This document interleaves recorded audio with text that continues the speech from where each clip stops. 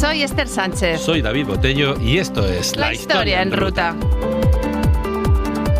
1944, 6 de junio, día D, 6:30 de la mañana, hora H. 5.000 barcos aliados, 5.000, una pasada, Wow. cargando 130.000 soldados, salieron de Inglaterra, cruzaron el Canal de la Mancha y se plantaron en Francia. Así arrancó la Operación Overlord, la reconquista de la Europa continental, y la Operación Neptuno, que es como se llamó en clave, el desembarco de Normandía. Fue una operación militar descomunal, el punto de inflexión de la Segunda Guerra Mundial, la mayor invasión por mar conocida, el principio del fin de Hitler y de su imperio de los 1000 años. En 2024 el día D cumple 80 años y no se nos ocurre mejor excusa para hacer las maletas y poner rumbo a las playas de Normandía, a las poblaciones, los puentes, los búnkeres y las carreteras normandas que formaron parte del desembarco, a los memoriales, los cementerios y los monumentos que defienden la memoria de aquellos hechos y de algunos de sus protagonistas, a aquel gigantesco museo de la memoria al aire libre. Vuelve a Ainara Ariztoy de la Asociación Encantadísima estoy. que hoy desde luego tienes mucha plancha con tanto cementerio y tan impresionante. Cementerio y estoy ya. Aquí Hoy estás. hay plancha. Y se sube a la historia con nosotros Manuel Ríos San Martín, director, productor ejecutivo, escritor de novelas tal que Donde haya tinieblas o La huella del mal, guionista de series míticas que acaba de estrenar Barrio Inglés, donde se habla de la Segunda Guerra Mundial. Hola. También, bienvenido Manuel. Bienvenido, Manuel. Madre mía. Encantado, ahora estoy muy centrado en la Guerra Mundial. En la Guerra Mundial y luego Anda. también en una película que estás preparando. Efectivamente, de una de mis novelas, La huella del mal, que yo espero, si todo va bien, que la empecemos a rodar este verano. Uy, Fíjate, qué maravilla. tenemos una primicia aquí. Primicia, qué emocionante. Qué Bueno, esto guay. es para que veáis que nosotros solo nos juntamos con gente importante en este programa. Por ¿no? favor. Pues digo que este es el plan, una ruta por el desembarco de Normandía. Si quieres acompañarnos, súbete a la historia.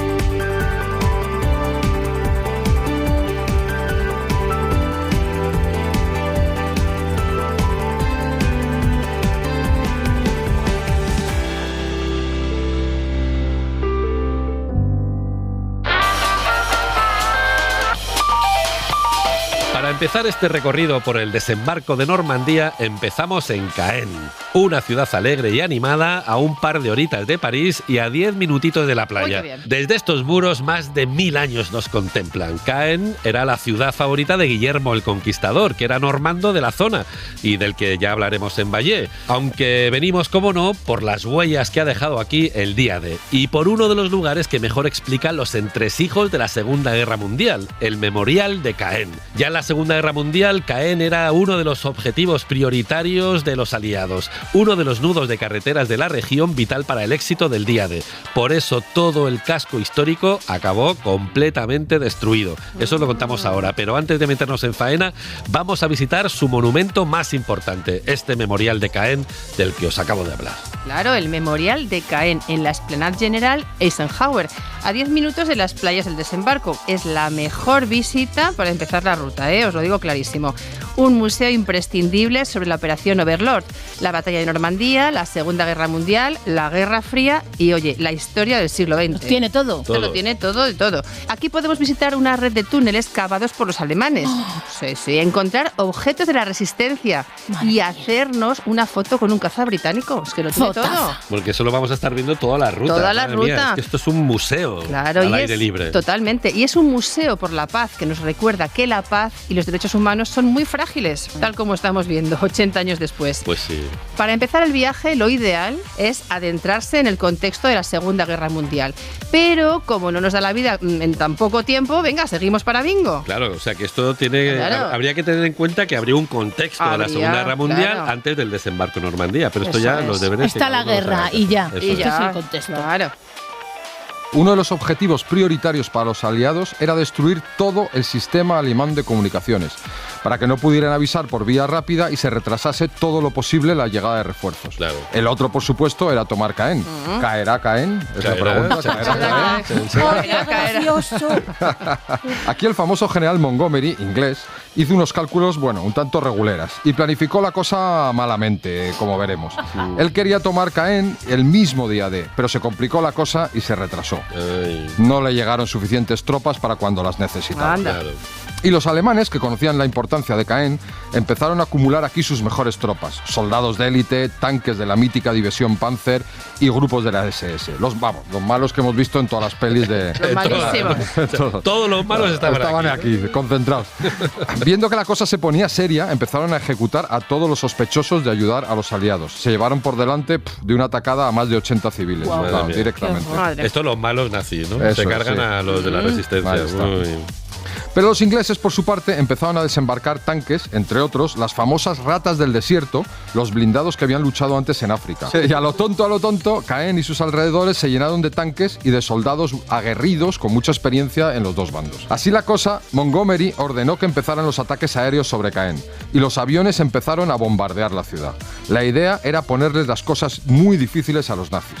Lo que pasa es que los alemanes consiguieron contener esa primera embestida y la batalla de Caen se alargó. Se le fue de las manos. Se alargó. Duró hasta 6 semanas, con los aviones aliados bombardeando 3 veces al día, imaginaos. La buena noticia es que consiguieron liberarla. La mala es que el casco antiguo quedó prácticamente en ruinas. Y la peor noticia es que se cargaron a más de 2.000 civiles franceses. Madre mía. Sí. Esto que eran los amigos, ¿no? Los civiles imagínate franceses, si no. Un historiador local cuenta que durante esas 3 semanas Caen se convirtió en un auténtico infierno. Mientras por toda Francia celebraban la invasión brindando con champán, en Caen pasaron la jornada entre sangre y fuego. Esto decía el historiador, ¿no? Sí, citado textualmente. La ciudad se reconstruyó poco a poco, eso sí, alrededor de los escasos edificios medievales que sobrevivieron. Y ahora, fijaros quién lo diría, viendo la ciudad tan tranquila, tan turística y tan playera, pues un día estuvo destruida. Fíjate, y además es verdad que da gusto, ¿no?, pasear por estas calles, pensar que esto fue escenario de ese mítico desembarco de Normandía y sobre todo de la batalla de Normandía que siguió al día de hoy.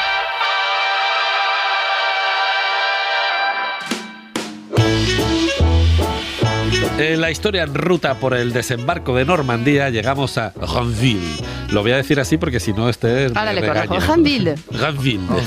Una población que lleva aquí desde que fue parada obligatoria de una vía romana que llegaba hasta Bayeux. Bayeux. Exactamente. Si nos ponemos. Pues Bayeux. Ranville es famoso porque fue el primer pueblo francés que se liberó durante el día D. Aunque eso se dice de varios lugares, como iremos viendo por toda la ruta. Pero sobre todo, Ranville es famoso por uno de sus puentes. Oye, David, muy bien, ¿eh? Perfecto. Los mandos aliados ordenaron conquistar este puente. Era fundamental para permitir que las tropas anglo-canadienses desembarcadas en la playa de Sword pudieran llegar hasta Caen. Que ahora que dices la playa de Sword, hay que decir que se conocen las 5 playas del desembarco por sus nombres en clave. O sea, que no son los nombres originales de las playas, sino que son los nombres que pusieron los que desembarcaron en Normandía, antes de desembarcar. Así que había que tomarlo, el puente, y defenderlo hasta que llegaran los refuerzos, antes de que los alemanes lo volaran por los aires. Claro. Era muy importante el factor sorpresa, ¿quién lo iba a decir? Para pillar a los alemanes desprevenidos, lanzaron media docena de planeadores silenciosos, con un pelotón de infantería cada uno. Tenían que aterrizar cerca del puente, evitando los temibles espárragos de Rommel. Ojo, cuidado a este El nombre concepto, no suena temible, Estaban ¿no? fatal, creo. Verás. Sentaban fatal. Los echaban mucha pimienta, ¿no? Una cosita que sabéis, las típicas estacas de madera y acero cruzado que vemos en las pelis, Sí. que además estaban protegidos por minas. Esos son los espárragos de Rommel. Sí, los espárragos, que suena algo rico, pero no. No. Es más, si un planeado rozaba uno de estos espárragos, ¡bum! Madre mía. Se acabó. Los explosivos se activaban. O sea, además de poderte pinchar, toma bombazo. O sea, tenían que esquivar esto y luego tomar y defender el puente. Era una misión pues casi suicida. Y se la encargaron ¿a quién? A la élite. A los Diablos Rojos. Los Rambo británicos. 140 hombres conocidos como los Ox y los Bucks. ¿Por qué? Por el nombre de sus batallones. Oxfordshire y Buckinghamshire. Qué bonito. Very well. Los Ox y los Bucks, muy bien. Claro. Ox Bueno, and Bucks. Sí, sí. Bueno, pues ahora que conocemos un poco el contexto, vamos a empezar la visita a Ranville por la explanada donde aterrizaron los planeadores poco después de la medianoche. Poneos en situación. Vamos. Sí. Bueno, el primer planeador aterrizó de mala manera contra una alambrada. Vamos bien. Empezamos regular a unos 50 metros del objetivo. Oye, bien, 50 metros. está 50 muy bien. metros. Los dos pilotos salieron despedidos de los asientos, atravesaron el parabrisas y se estamparon de malamente Bueno, contra llevan el cinturón suelo. de seguridad. Claro, no puede ser. Pero. Técnicamente se convirtieron fueron los primeros aliados que pisaron Normandía. Esto es así. Lo pisaron con la cabeza, pero lo pisaron. Lo pisaron. ¿No? Exactamente. Encararon Normandía. Tal cual. Bueno, el segundo planeador perdió la cola durante el aterrizaje. Mal. El tercero aterrizó lejos del puente. Y oye, que los 3 puntos de aterrizaje están marcados con un hito. Oye, pero está muy bien explicado aquí, ¿no? Sí. O sea, se ve muy bien en la explanada cómo fue esta operación. ¿Cómo fue la ¿no? operación? Bueno, junto al primero, el que aterrizó así tan a lo bestia, De carita. se ha colocado un busto del mayor John Howard, que estaba al frente de los Diablos Rojos, que suena a grupo de música. El jefe, Totalmente. ¿no? Los Diablos Rojos, que son los Ox and Bucks. Sí, Eso me los ha gustado, los Ox and Bucks. Ox and Bucks. Y ahora sí, cruzamos el puente Pegasus en el canal de Caen. Este que cruzamos es una réplica que lleva aquí desde 1993, no es el auténtico. Que no es el No, bueno. pero ahora lo veremos, ahora vemos el ahora lo auténtico, vemos. no preocuparse. Total, que los Diablos Rojos, los Ox y los Bucks atacaron el puente. Y fue un visto y no visto. En menos de 5 minutos consiguieron tomarlo. ¿Vale? 5 minutos. O sea, tanto buenos. rollo Sí. y pim pam pim pam. No debía 5 haber nadie ahí. minutos. Los soldados alemanes no se enteraron de nada. Claro. Eran demasiado jóvenes, Sí. ese es el problema. Al escuchar el escándalo del aterrizaje forzoso, lo confundieron con los bombardeos que llevaban escuchando desde hacía unas horas. ¡Ay, qué lío! Y al ver a los soldados con las caras untadas de betún, que no era betún, era barro porque habían caído, tiraron sus armas y salieron por patas. Los Ox y los Bucks lo defendieron como jabatos hasta que llegaron los refuerzos. Desde entonces se llama el puente Pegasus en honor a los Diablos Rojos que llevaron un Pegaso en su emblema. Fíjate. Esto también es interesante, pues eso, hablando de este tipo de jovencitos que defendían las posiciones, es que una cosa que hizo muy bien la inteligencia británica, la inteligencia norteamericana, es que los alemanes no sabían por dónde iban a atacar. Entonces tenían tropas repartidas por todo Francia, ¿no? Y aquí, a Normandía, como pensaban que nunca iban a entrar por aquí, y mucho menos un día como hoy, que estaba lloviendo y que era un día muy complicado, pues entonces tenían a los chavalitos más jóvenes. Y ya iremos viendo que muchos de los emplazamientos de las metralletas los habían desmantelado para reforzar otros lugares a lo largo de Francia, ¿no? O sea que hubo un despropósito por parte de los alemanes, no tenían ni idea. Pero bueno, y ahora os voy a dar yo también, aparte de esto, aparte de este paréntesis, la mala noticia. Vaya, Anda. vamos. Sobre las 2 de la madrugada, ¡pum!, a este puente Pegasus se acercan 3 tanques alemanes. 3. Si conseguían atravesar las líneas y volar el puente, la misión sería un fracaso. Por eso tenían que defenderlo, porque las tropas tenían que pasar por aquí. Y para defenderse, los Diablos Rojos solo tenían un Piat, que es un lanzagranadas de infantería antitanque con solo 2 cargas. El Piat tenía poco disparo, pesaba como un muerto y solo servía si se utilizaba cerca del objetivo, es decir, cerca del tanque. Pero a un tal sargento Wagner Thornton no le importaba el peligro. Cogió el Piat, se fue a por uno de los tanques, apuntó hacia él y ¡bam! Hola. Bingo. El disparo dio de lleno. Los Red Devil, los Diablos Rojos, estos Ox and Bucks, vieron cómo los otros 2 tanques se detenían y apuntaban hacia el lugar de donde ha venido el disparo, convertidos en 2 sombras amenazantes bajo la luna llena. Si avanzaban, estaban perdidos. Los Ox and Bucks no tenían nada que hacer contra esos 2 tanques y de repente, mientras el sargento Thornton intentaba cargar la segunda granada, los tanques amenazantes dieron marcha atrás y huyeron con el cañón entre las piernas. Así que en ese momento el puente Pegasus se quedó a salvito perdido. Bueno, menos mal. Los refuerzos llegaron a las órdenes del general Lord Lovat. Cuando se reunió con Howard, le estrechó la mano y le dijo: John, hoy hemos hecho historia. Qué pedazo de frase. Esta frase es de camiseta. Sí, sí, sí, sí. Howard le dijo que sí, que vale, pero que tuviera cuidadito al cruzar, que había francotiradores por todas partes. Pero a Lovat le perdió el orgullo. Se tiró el pisto. Dijo que la victoria estaba hecha y ordenó a sus hombres que cruzaran el puente en pelotón. Ojo, cuidado, con la boina calada y marchando por el centro. Muy bien. Claro, la ventolera le costó la vida a 12 soldados, ya lo veíamos venir, que murieron de un tiro directo en la cabeza. De verdad. Los que llegaron detrás cambiaron las boinas por los cascos, Mejor. lógicamente, y cruzaron el puente Pegasus de uno en uno y con cuidadín. Pues Igual sí, quedaba peor mucho el casco, mejor, pero mucho mucho más mejor. efectivo, ¿eh?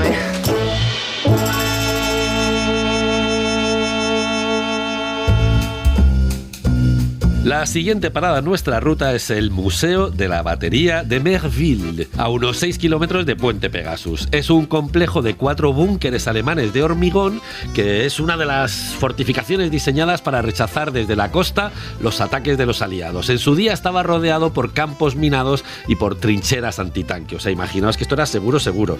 Los planificadores aliados, o sea, los tipos que planificaron este desembarco, decidieron que para garantizar la seguridad de la operación había que tomar esta batería de Merville y mandaron aquí el 9º batallón paracaidista. Hola. Los paracas fueron fundamentales para tomar y asegurar los puntos estratégicos, carreteras, puentes, pueblos, baterías. Durante las primeras horas, unos 23.000 paracas saltaron hacia los flancos de la zona de desembarco. Hasta esta zona que estamos recorriendo llegaron 8.000 paracas británicos. Pues entonces no había botella suficiente. Desde luego. Bueno, no fue una maniobra fácil. Algunos pilotos novatos, pobres, se asustaron con los antiaéreos alemanes y lanzaron a sus paracas de cualquier manera. Otros se liaron con las coordenadas y los lanzaron en el lado equivocado. Pobrecitos. Otros directamente se dieron la vuelta, rumbo a Inglaterra. Los oficiales se dejaron la piel a gritos para que los pilotos volvieran a Normandía. Más de una vez se lo exigieron a punta de pistola. O sea, que el piloto se daba la vuelta y el Yo me oficial piro. decía, toma, ¿Dónde vamos? ¿Dónde? Tú no vas a ningún te lado. vuelo la cabeza. Por eso, os podéis imaginar, hubo cierto descontrol. Algunos paracas cayeron a más de 50 kilómetros de sus unidades y tuvieron que sobrevivir solos durante varios días. A muchos, pues se los llevó el viento, muy lejos del objetivo. Otros, como en las películas, se quedaron colgados de un árbol. Esto complicaba las cosas, efectivamente, si los nazis los pillaban. Claro. Sí. Muchos perdieron la vida, atrapados en los espárragos de Rommel, no se nos olvide los espárragos. Muchos cayeron en un terreno pantanoso. El equipo de salto que llevaban era tan pesado que muchas veces se les hundía en el fango, o peor todavía, arrastraba a muchos soldados que se ahogaron en las marismas. Qué despropósito todo. Tremendo. El 9º batallón paracaidista, que tenía que llegar hasta aquí, hasta Merville, estaba compuesto por 750 paracas británicos. Ojo, solo llegaron al punto de encuentro 150. Y muchos me parece con este lío. 1 de cada 5. Aún así, decidieron atacar la batería. Después de sufrir un montón de bajas, consiguieron tomarlo y descubrieron, ¡ay, decepción!, que solo había un puñado de cañones demasiado flojunos para hacer daño a los que iban a desembarcar. Estos en concreto creo que se los llevaron al sur de Francia, donde pensaban que a lo mejor atacaban por ahí desde Gibraltar también. Otra maniobra de extracción maravillosa. Hoy en día, la batería de Merville es uno de los complejos mejor conservados de Normandía y se ha convertido en un museo realmente curioso. Alrededor de los búnkers podemos encontrar un legendario Douglas C-47, el avión que sembró Normandía de paracaidistas despistados durante aquella noche. Dentro del museo podemos ver fotos, armas y material de la época. Pero lo mejor de lo mejor es un espectáculo de luz y sonido que recrea la toma de la batería. Luces rojas parpadeantes, sirenas, gritos en alemán, sonidos de disparos de artillería. Es tan inquietante como didáctico. Inmersivo, que se llama ahora, ¿no? Eso es. Una experiencia que no deberíamos permitir que se repita en la vida real, eso sí. Que lamentablemente se está repitiendo últimamente. Bastante, sí. Total, que al salir ponemos rumbo hacia la playa de Sword.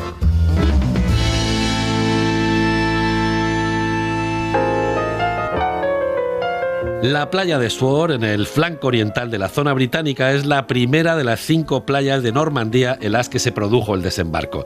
Después de los bombardeos, después de neutralizar algunas baterías alemanas y después de tomar el puente Pegasus, empezaron a desembarcar aquí a lo bestia, según el horario previsto, las primeras tropas británicas. A pesar de la lluvia de fuego de mortero y ametralladora, a pesar de los espárragos de Rommel, el desembarco en Sword fue un éxito notable con pocas bajas, teniendo en cuenta la que estaba cayendo aquí con los nazis disparando.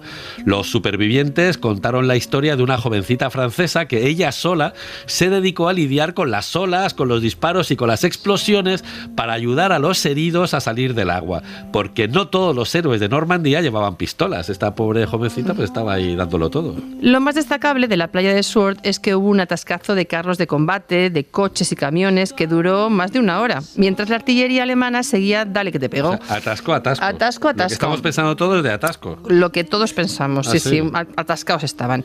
Era un poco la idea de planificación que tenía Montgomery, el que bombardeó Caen. O sea que Montgomery se equivocó también planificando el desembarco. También planificó regular. Ay, madre. Los que han estudiado mucho para explicar este atasco, hablan de 3 causas. 3. Por un lado, un temporal muy malo, que había obligado a retrasar 24 horas el día D y que provocó una marea alta sin precedentes.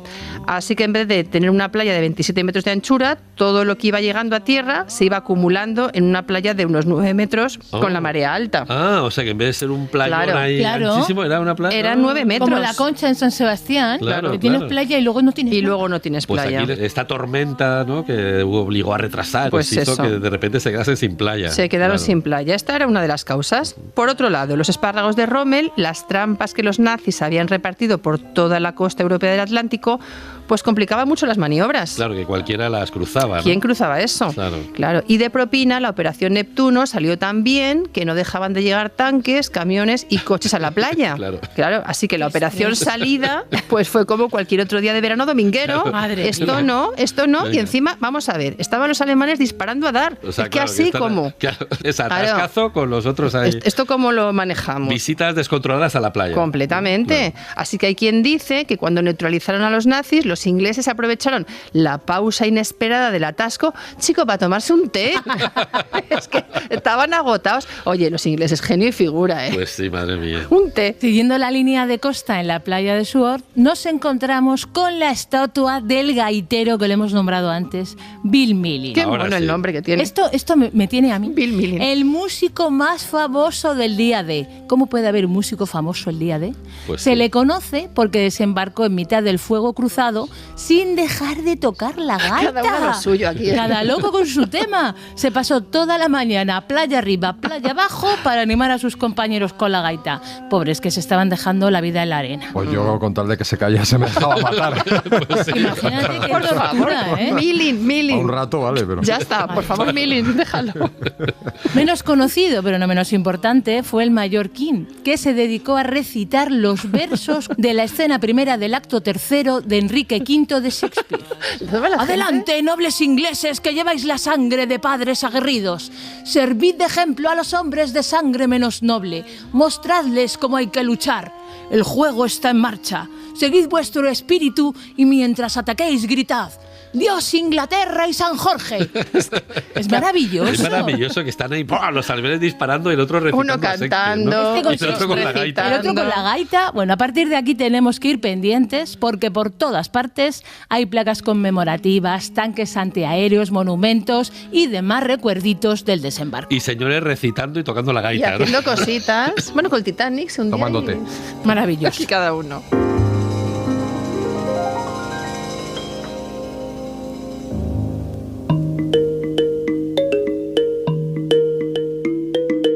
En la historia en ruta del desembarco de Normandía, siguiendo la línea de costa a unos 9 kilómetros al oeste de la playa de Sword, llegamos a la playa de Juno, o de Juno, la playa que le tocó a las tropas canadienses. Los pobres lo tuvieron muchísimo más difícil que los británicos.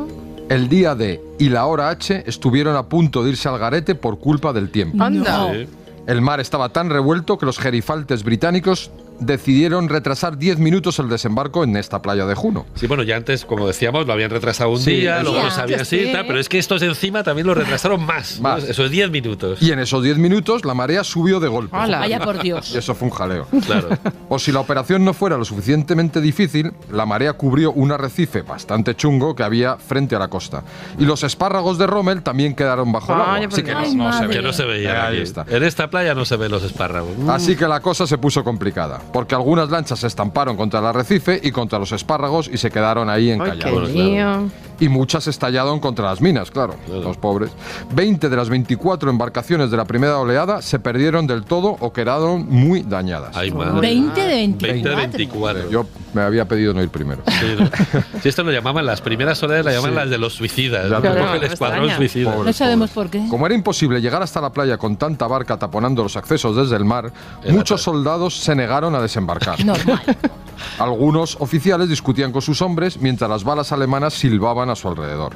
Otros, para dar ejemplo, saltaron de la lancha con el agua por el pecho, llena de aceite, de restos, de chatarra y de sangre. Uy, qué lío. Y algunos se hundieron por el peso del equipo que llevaban. Claro, que tú ves que sale el de adelante y dice, pues yo también me tiro, Claro. pero a lo mejor tú no haces pie. Un infierno total. Vamos. Encima no podían contar con el fuego de apoyo.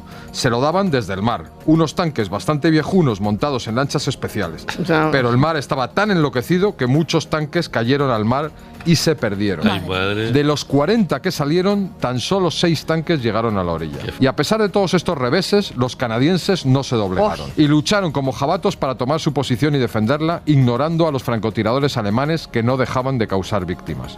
Un soldado inglés contaba que los canadienses iban al combate como si fuesen a jugar al hockey.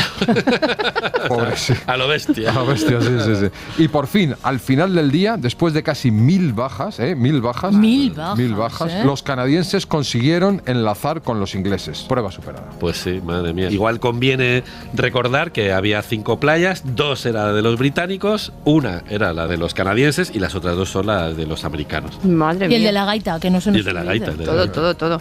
Bueno, pues a unos metros de la playa de Juno nos topamos con el Juno Beach Center. El Juno Beach Center es el único museo canadiense que hay en Normandía y se levantó gracias a las donaciones de veteranos de guerra y de familiares y compillogues. Claro.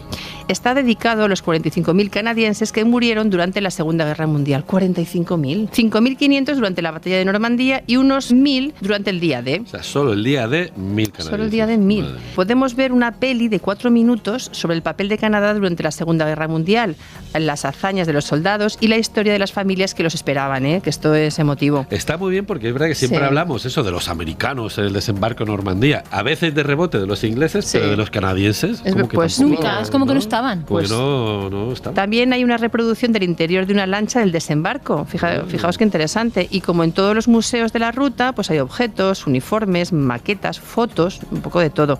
Pero este museo tiene un no sé qué, un qué sé yo, que oye, que merece la pena, pero dedicar tiempo y visitarlo bien. Este sabor canadiense, ¿no? Sí, Quizás es lo que tiene, este- que hace que sea muy atractivo. Claro.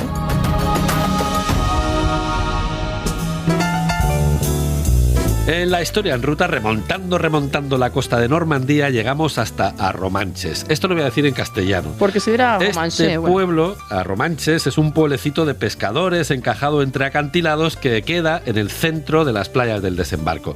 Sus primeras huellas se remontan a la Edad de Hierro y han pasado por aquí los celtas, los galos, los romanos, que lo llamaron Arremancia, y los vikingos. Casi desde siempre se levantó un fuerte al pie del acantilado para proteger el pueblo de los que llegaban por mar con aviesas intenciones. Pero sobre todo este pueblo es famoso por los vestigios del puerto artificial Mulberry. Esto sí que es una pasada, es una locura. Arromanches era un objetivo prioritario de los aliados porque querían montarse aquí un puerto artificial que permitiría traer refuerzos, equipos y municiones para las tropas que habían desembarcado. Hoy Arromanches ha condicionado todos sus espacios para que podamos entender lo que supuso el desembarco en Normandía. El Museo del Desembarco está en primera línea de playa y es ideal para dejar que te cuenten la visión estratégica de la operación Overlord. Pero sobre todo nos permite conocer el puerto artificial Mulberry, que se construyó ahí justo, entender el desafío técnico que supuso y aprender cómo funcionaba. Es una pasada. pasada. ese sitio, ¿eh? El primer jefe planificador del desembarco fue Lord Mountbatten. Cuidado, si has visto The Crown ya sabes perfectamente Hombre. de quién te hablamos. Sí. Ah, sí. Claro, Mountbatten, Lord sí, Mountbatten. sí. Es Sí. este, es el de The Este. Crown. Es este. Fíjate, ¿eh? Yes. Mountbatten sabía que el éxito del desembarco dependía de que las tropas recibieran provisiones y refuerzos todo el rato después del día D. O sea, Claro. comer hay que comer. Claro. Y llenar los tanques de Claro, gasolina, eso, estas esas cosas. cositas. Estas tonterías. La intendencia. Nimiedades.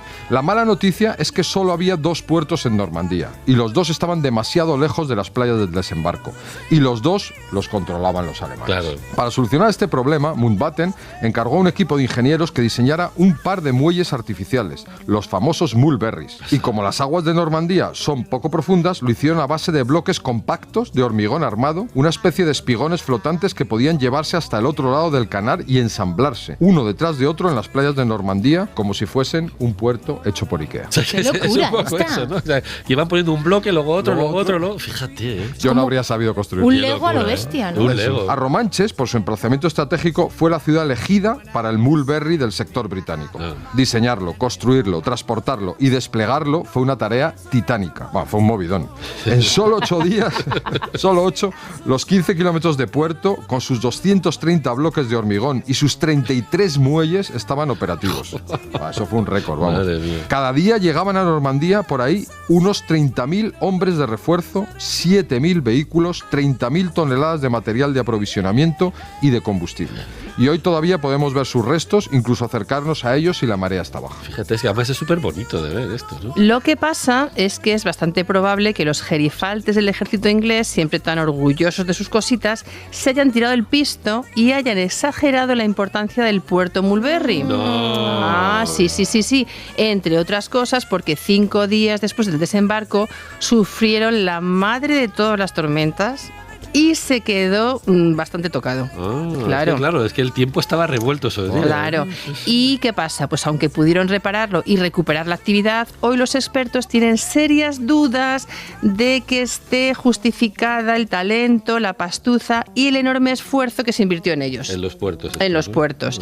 Entre otras cosas porque, por lo que se ve, los estadounidenses, a los que la madre de todas las tormentas les dejó sin su Mulberry, nunca tuvieron problemas de abastecimiento y consiguieron descargar más suministros que los británicos. Entonces, o sea que sin el puerto tuvieron... Claro, entonces esto hace sospechar. Claro. Otro ejemplo lo tenemos en la tubería Pluto, Pipeline Under the Ocean, un oleoducto submarino que bombeaba desde Inglaterra 700 toneladas diarias de combustible para las tropas desplegadas en Francia. Claro que esto es una pasada, ¿no? Una pasada. Bueno, sobre el papel mola todo, Claro. pero hoy sabemos que Pluto no estuvo listo hasta 41 días después del día D. Y solo estuvo operativo un par de semanas porque reventó. No, Vaya por Sí, Dios. sí, reventó. Y hubo que construir otro Pluto y no funcionó hasta enero de 1945. Fue muy eficiente. Pero, a ver, que tampoco fue la pureza técnica que nos cuentan una y otra vez. Sí, porque lo de Pluto es una cosa hay como que se duditas. oye, siempre se habla del desembarco, pues construyeron un oleoducto tal, o sea que no funcionó, ¿no? Que Peliculeros. no funcionó, que hay como duditas.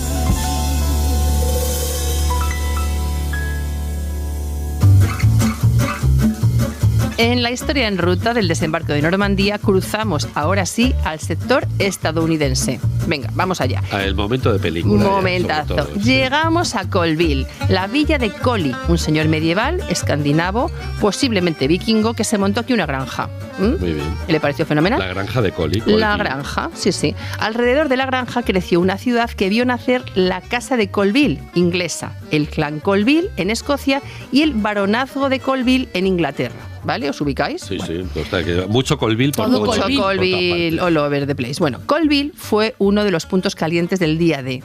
Aquí en la playa de Omaha desembarcaron las tropas de salvar al soldado Ryan. pasada. ¿El de la peli? Peliculón, sí.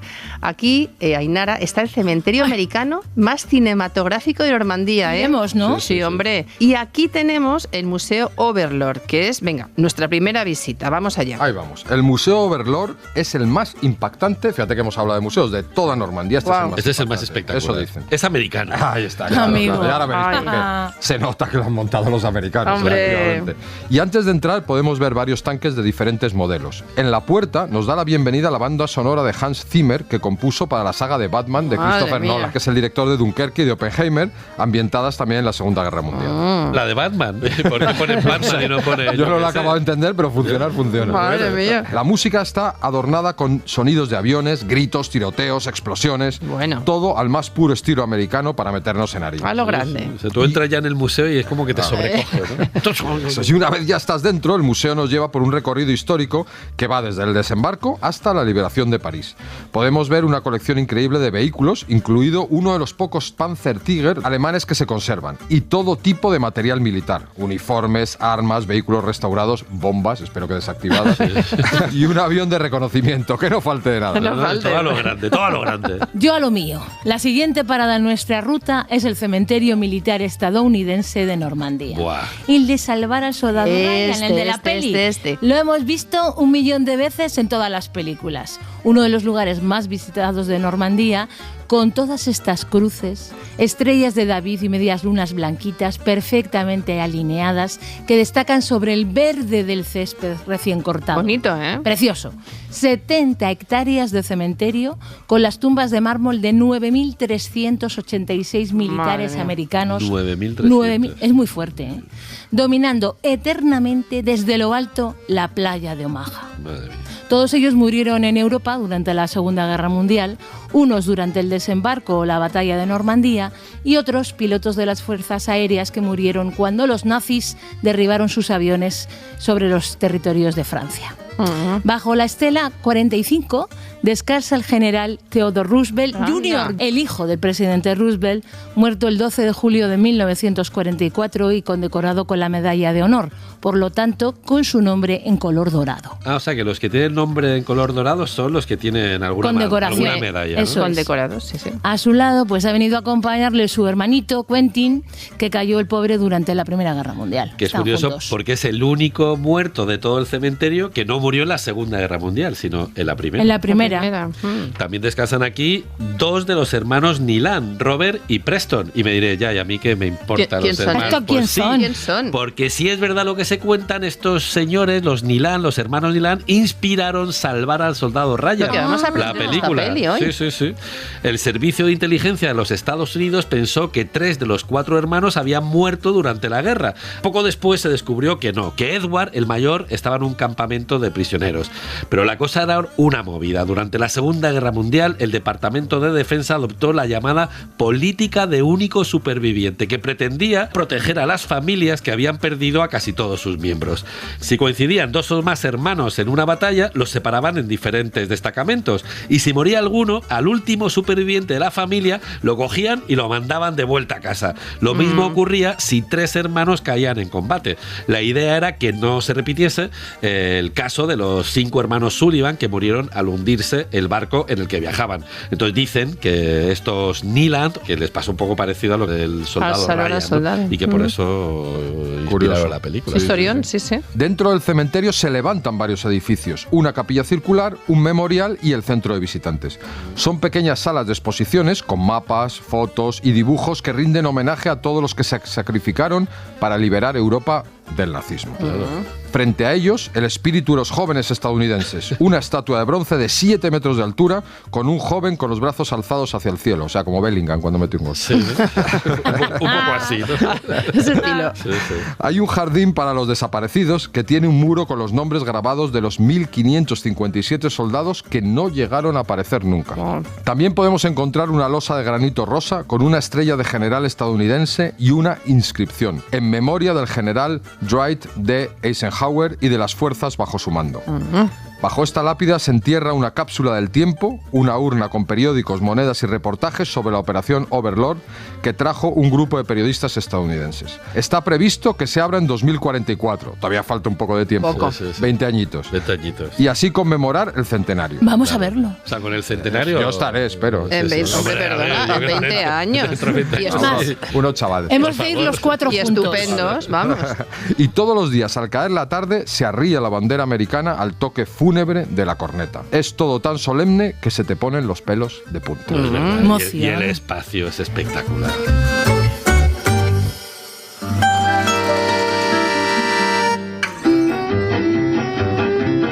Desde el cementerio tomamos un camino señalizado que nos lleva a la playa de Omaha. ¿Nos vamos? La playa Venga. de Omaha, madre mía. Venga, la ¡Qué playa. maja! La playa de Omaha es el punto culminante de la ruta, la más famosa de las playas del desembarco, la más cinematográfica, la que Spielberg inmortalizó en Salvar al Soldado Ryan. Tal como vemos en la peli, las playas de Omaha fueron una auténtica ratonera, porque la aviación no consiguió acabar con las fortificaciones alemanas y quiso la mala suerte que aquella mañana la zona estuviera llena de alemanes haciendo maniobras. Claro, que en otras playas igual Sí. se habían desmantelado, por esto que decíamos, de que había muchos puntos por los que podían atacar los aliados, pero resulta que en Omaha no, estaban todos ahí. Estaban todos ahí. Así que, ¿qué pasó? Pues que cayeron miles de soldados durante las primeras olas de asalto, víctimas de las bombas, disparos de mortero, ametralladoras, incluso antes de llegar a la arena, o sea, una carnicería, ¿no? A las 6 de la mañana los alemanes eliminaron salvajemente la primera embestida. La segunda, que no lo tuvo mucho más fácil, llegó hasta una playa llena de heridos, miembros amputados, cadáveres, artefactos destruidos, un horror.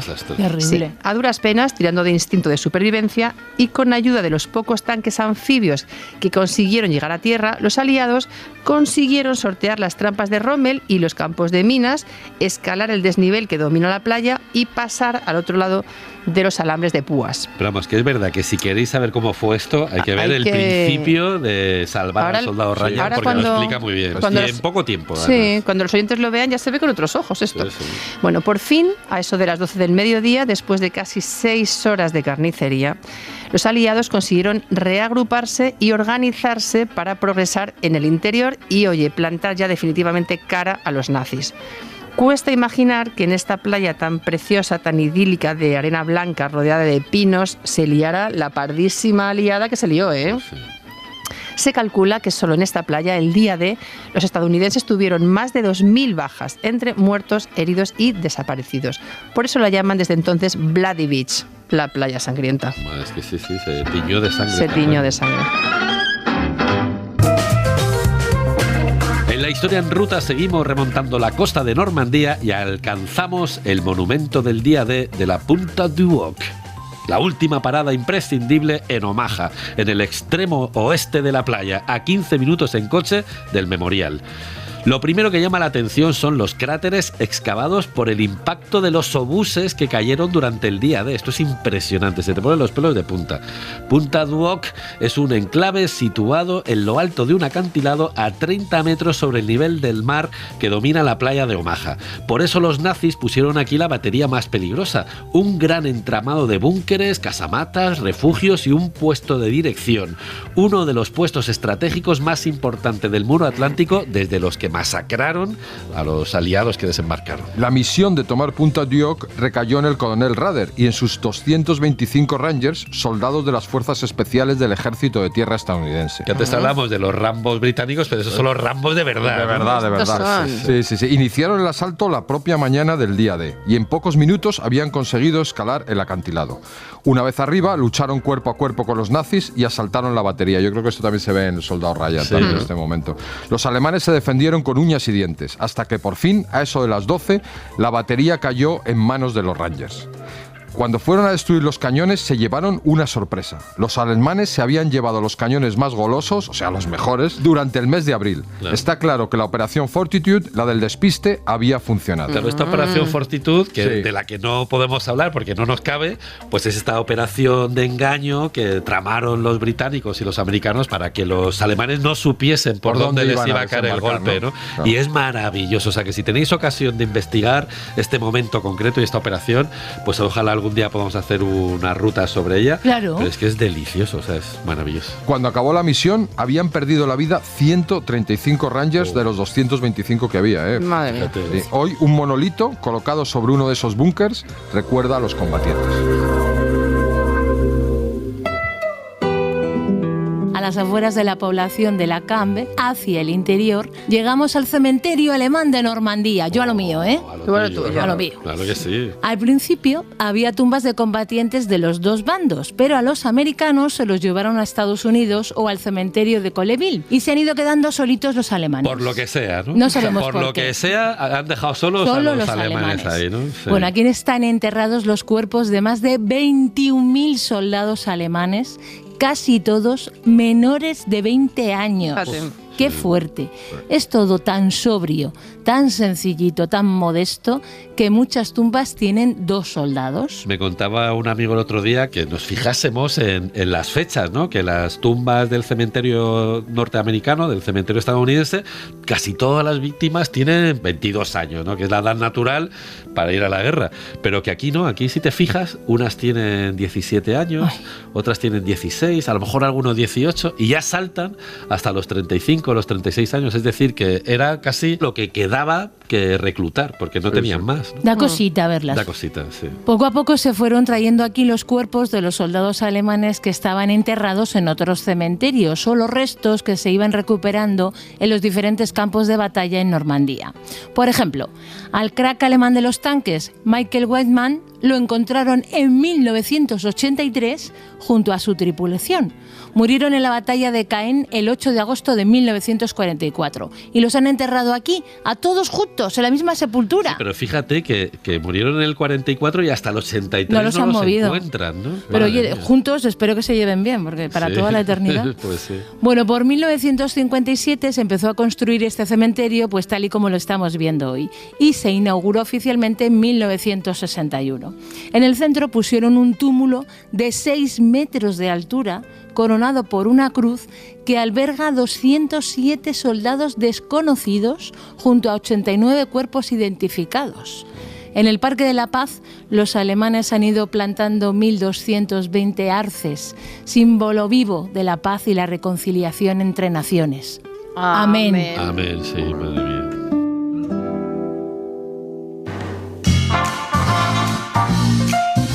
Ya vimos antes la aventura de los paracas ingleses en el este de Normandía y ahora entramos en la zona de los paracas americanos, pero en el oeste. Total que durante la noche del día D se lanzaron sobre la costa de Normandía 16.000 paracaidistas estadounidenses. Todos ellos recorrieron 4.500 kilómetros para acabar con los nazis en Europa. Una tierra que solo habían visto en postales, en alguna película o en las fotos de algún amigo. Casi todos habían recorrido medio mundo para poder contar que habían participado en la mayor operación naval, aérea y terrestre de la historia. Y para volver a casa como héroes o morir lejos de casa. Pues sí. Pero llevaban meses preparándose para este asalto. Su entrenamiento fue muy duro porque tuvieron que convertirse en soldados de élite en poco tiempo, capaces de casi todo. El día D se tiñeron la cara de betún. Debajo del paracaídas de reserva llevaban un radar de bolsillo, 14 kilos y medio, pegado al estómago. A ver. ¿Solo 14 kilos? Llevaban un radar de bolsillo. De 14 kilos. O sea, eso de bolsillo, no sé qué entienden por bolsillo. En el estómago. En el arnés llevaban varias granadas de fragmentación también. Repartidos por todo el cuerpo, bombas de mano, una granada de fósforo, algo de chocolate, bueno, un machete de combate, una botella de agua, una mina anticarro, una inyección de morfina para el dolor y un libro de bolsillo editado por las Fuerzas Armadas. Eso por si se aburría. Algunos llevaban una pistola sujeta a las botas y todos saltaron con un fusil. O sea, iban con 47 kilos de más cada uno. O sea, se hundieron según cayeron. Claro. El milagro es que se movieran. Claro, por Dios. Qué barbaridad.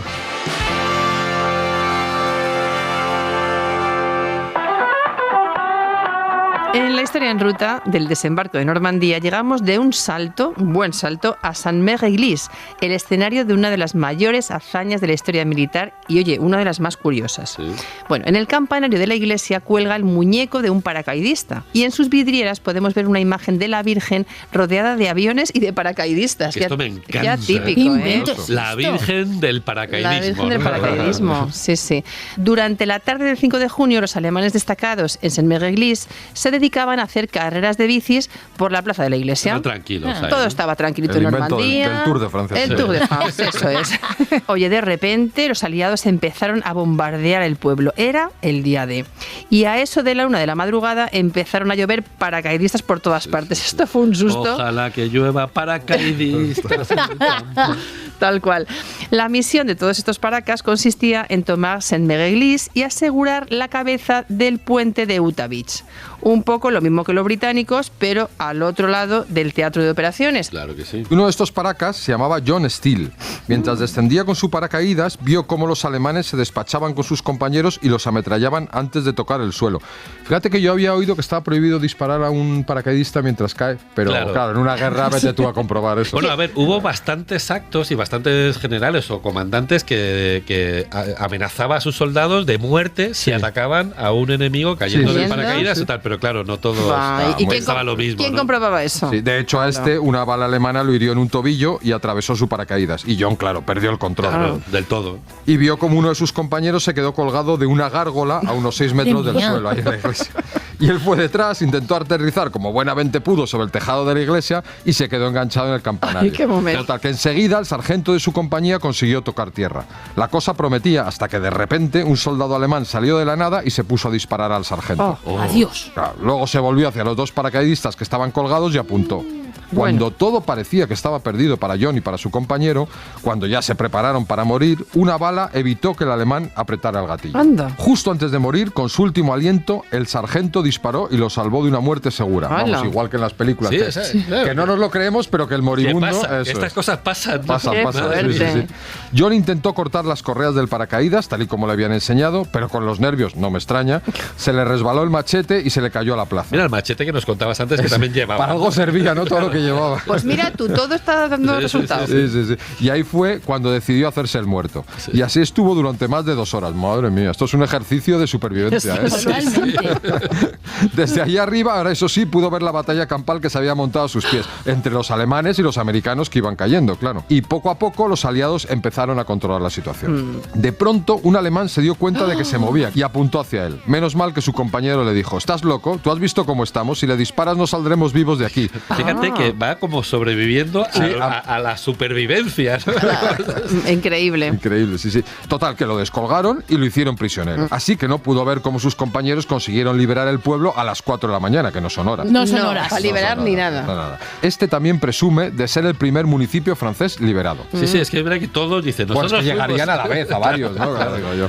Por suerte para John, solo estuvo un par de días entre alemanes. Consiguió escapar y llegar a Inglaterra, donde volvió a incorporarse a su puesto de paracaidista. También son ganas. Sí. Te digo. Su aventura se hizo famosa y se cuenta en El día más largo, protagonizado por John Wayne, Henry Fonda y Robert Mitchum. No está mal. el Toma día ya, más largo. ¿eh? Sí. Y por todas estas cositas, el campanario de la iglesia tiene todavía hoy un muñeco colgado de un paracaidista. ¡Ah, maravilla! Qué bonito. Historión. En la historia en ruta del desembarco de Normandía llegamos a la playa de Uta, la más occidental del teatro de operaciones. Podrías haber dicho la más occidental de la ruta. De la ruta. La playa de Uta, Uta de la con la ruta. que terminamos la ruta. Mira tú. Bueno, aquí hubo bastante jaleaco, ¿eh? ¿Ah, Os sí? voy a decir, sí. Por un error de cálculo, otro más, las primeras olas de asalto se desviaron 2 kilómetros del objetivo, que no es tanto, pero es mucho. Pues sí.